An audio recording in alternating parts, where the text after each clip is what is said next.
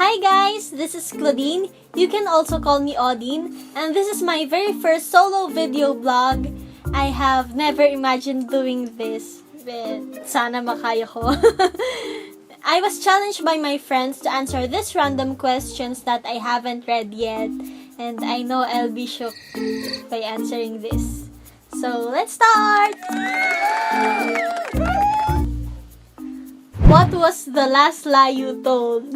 Ano ba? Hindi na ako magra-rise. Like yun sa sarili ko kasi nagra-rise pa din ako twice or once a day. Lalo pag breakfast, dapat talaga maraming energy. Have you even danced in the rain? Not yet, but I want to try pag umulan mamaya. What was your first thought when you woke up this morning? Ano ba? Paano ko kaya matatawid tong vlog na to? What question do you hate to answer? Sa ngayon, nainis talaga kapag tinatanong ko nito. Uniform ba sa first day? Uniform daw ba sa first day of classes? Siyempre, di ba? Old student naman eh. Ba't nyo ba tinatanong? Pagigil nyo si ako, ha? What type of music do you listen to? I love listening to love songs.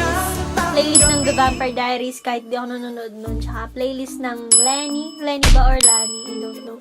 And EDM. Dugs, dugs, dugs. Dugs, dugs, dugs, dugs. Sayaw-sayaw. Dugs, dugs. Giling mo. Yan. Sayaw pa. I love that. Who would you most like to be stuck in an elevator with? Oh, Liza Soberano. Just like you, crush ko din siya at saka idol ko. Ganda-ganda kasi. If you won the lottery, what would you do? Siyempre, I will save it for my future investments, para sa family, para sa mga charities, yung mga sinasalihan ko, ganun. Do you have any old crush you wish you could meet up with again? Who? Ano ba yan?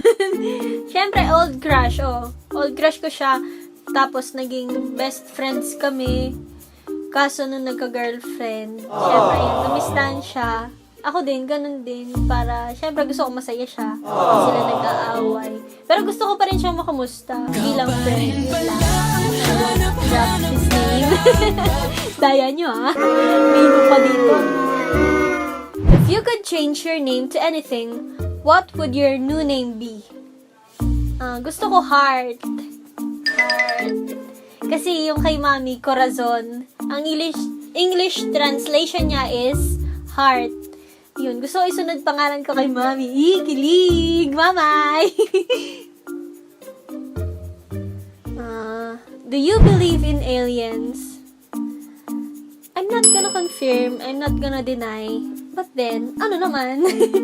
Joke! Charot lang. Hindi, siguro. Kasi hindi pa ako nakakita eh. I don't believe in things I haven't seen yet. Except for God and for feelings. So, talaga mamamshi. Next. How many heartbreaks you have been before? 3 siguro. 3 major heartbreaks yun. Kahit, basta. Reason for your breakup. Hahaha, love you, Odin. Talaga ha, tinanong mo talaga to, lagot ka sa akin. Reason for your breakup. Yung huli, siguro marami na ring bagay na hindi pinagkakaintindihan, maraming away, ganun. Some things are not meant to be. Oh no! Weirdest thing about you.